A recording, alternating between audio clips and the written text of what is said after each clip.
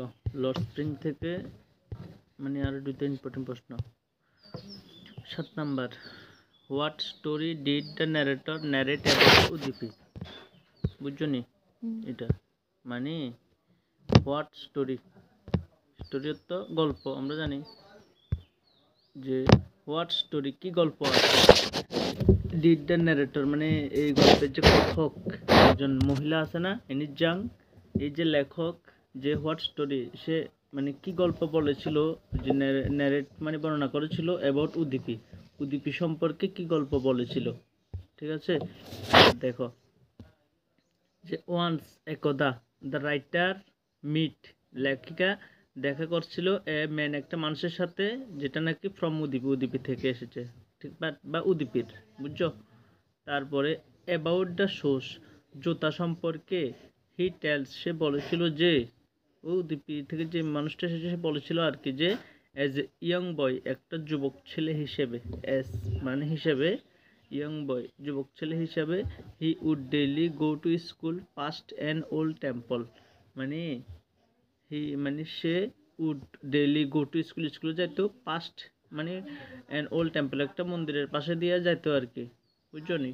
In his way তার যাওয়ার পথে, হি উড স্টে সে এখানে একটু বইতো, স্টেটমেন্ট থাকতো দেয়ার ফর সাম টাইম মাঝে মাঝে, কি কারণে, টু প্রে টু গডেস ভগবানের কাছে এটা প্রার্থনা করে যে, প্রে তো প্রার্থনা, প্রার্থনা করে যে for a pair of shoes একজন জুতার জন্য ভগবানের কাছে প্রত্যেক দিন সে প্রার্থনা করে স্কুলে যেত।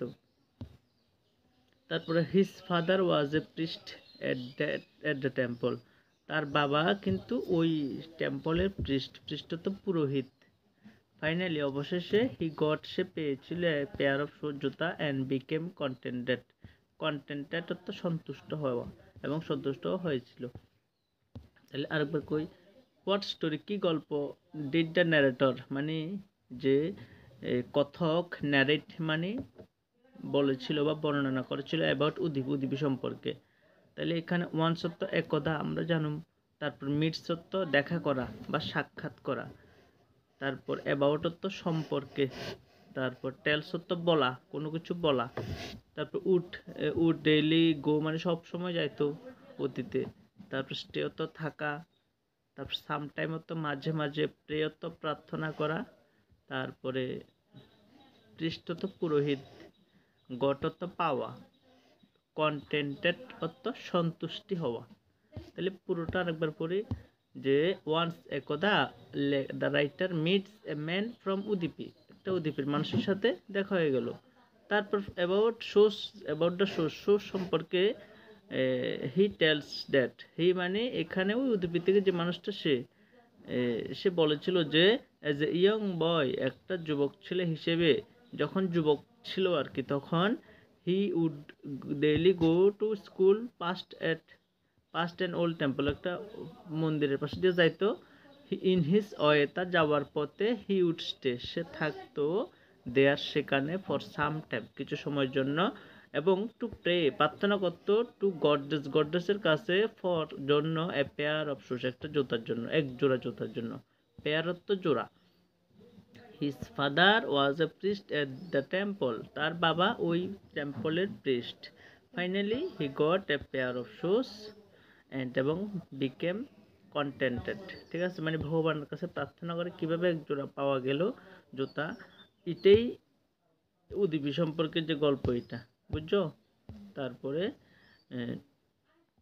এই কোশ্চেনটা যে 8 নাম্বার, এই গল্পে আমরা দেখি যে তারা সবাই কি করে, মানে ওই সাহেবের পরিবারেরা একদম আবর্জনা কুড়ায়, রাস্তাঘাটে সব কিছু কুড়ায়, এবং তাদের কাজটার নাম হলো র্যাক পিকিং, ঠিক আছে। তো বলেছে যে তারা যে কাজগুলি করে, যে আবর্জনাগুলিকে তারা কিসের সাথে তুলনা করেছে, গোল্ডের সাথে, স্বর্ণের সাথে তুলনা করেছে।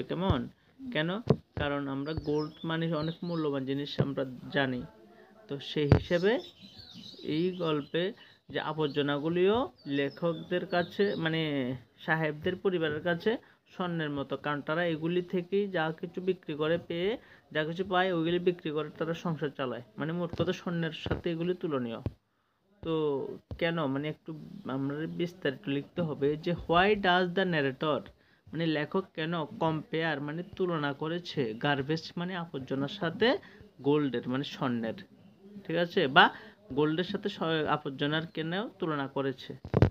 তাহলে এখানে কেমনে বুঝলাম যে তুলনার বিষয়টা আছে কম্পেয়ার অর্থ তুলনা, আর গার্বেজ অর্থ আবর্জনা, উইথ অর্থ সাথে, গোল্ড অর্থ স্বর্ণ, কেমন।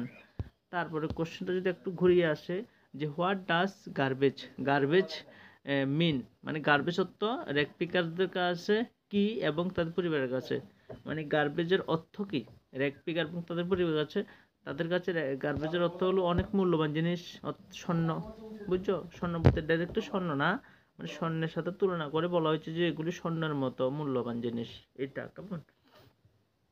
দেখো গার্বেজ ইজ গোল্ড, গার্বেজ হলো, ইজের বাংলা কি হলো, ঠিক আছে। আমরা কই না সে হলো একজন ডাক্তার, তাহলে হি ইজ এ ডক্টর বলি না, মানে সে হলো একজন ডাক্তার, ইজ মানে হলো।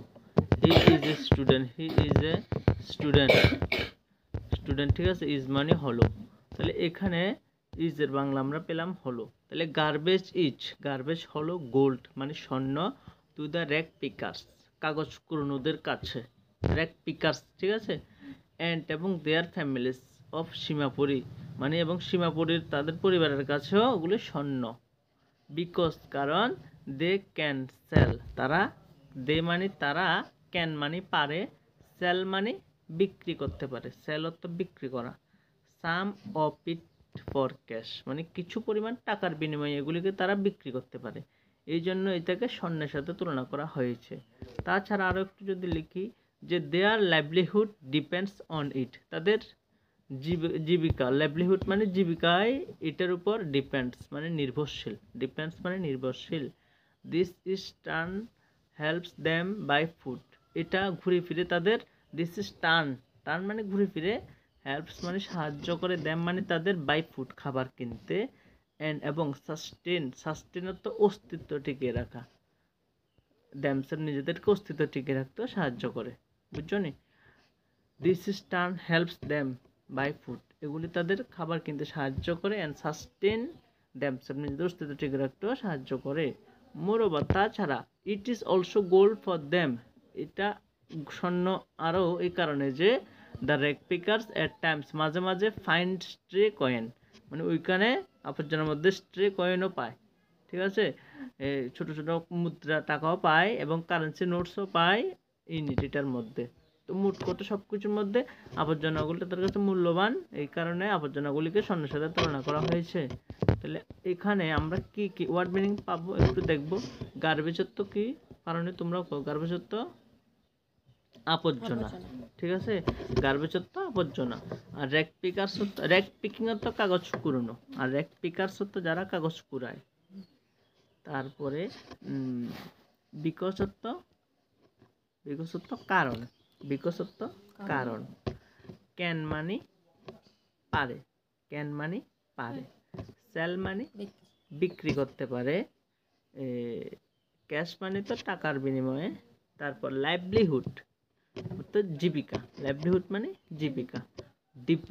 ডিপেন্ডস অর্থ নির্ভরশীল, অন অর্থ উপর, এটার উপর, কেমন। তারপরে সাস্টেন অর্থ অস্তিত্ব টিকে রাখা, ঠিক আছে, সাস্টেন অর্থ অস্তিত্ব টিকে রাখা মানে বেঁচে থাকা কোনো মতে, কেমন। দ্যামসেলফ অর্থ নিজেদের, ঠিক আছে। তারপর মোরওভার মানে তাছাড়া, তাছাড়া, অলসো মানে আরও, তারপর ফাইন্ড মানে পায়, স্ট্রে কয়েন অর্থ মুদ্রা পায়, অ্যান্ড কারেন্সি নোট এবং কাগজের টাকাও পায় এই নীতিটার মধ্যে, কেমন। তাহলে সুন্দর করে আরেকবার যদি পড়ি, garbage is gold to rag pickers, garbage হলো স্বর্ণ র্যাক পিকার্সদের কাছে এবং তাদের পরিবারের কাছে, কারণ দে ক্যান সেল তারা পারে বিক্রি করতে, some of it for cash কিছু টাকার বিনিময়ে, দেয়ার লাইভলিহুড তাদের যে শৈশব মানে জীবিকাটা, their livelihood depends on it, ঠিক আছে, মানে এটার উপর নির্ভরশীল। This is turn helps them by food এগুলি ঘুরে ফিরে তাদের বায়ত্ত কেনা কিনতে সাহায্য করে, খাবার এবং সাস্টেন অস্তিত্ব টিকে রাখতে সাহায্য করে নিজেদের। এগুলি যেগুলি মানে আবর্জনাগুলি আর কি। দিস ইজ টার্ন মানে দিস বলতে আবর্জনাগুলি। মোরওভার তাছাড়া it is also gold for them, এটা তাদের কাছে আরও স্বর্ণ, কারণ দ্য রেড পিক আজ কাগজ করুন ওরা অ্যাট টাইমস মাঝে মাঝে ফাইন পেয়ে থাকে, স্ট্রে কয়েন পায় এবং কারেন্সি নোটও পায় এই নীতিটার মধ্যে। কেমন? তো এতটুকু।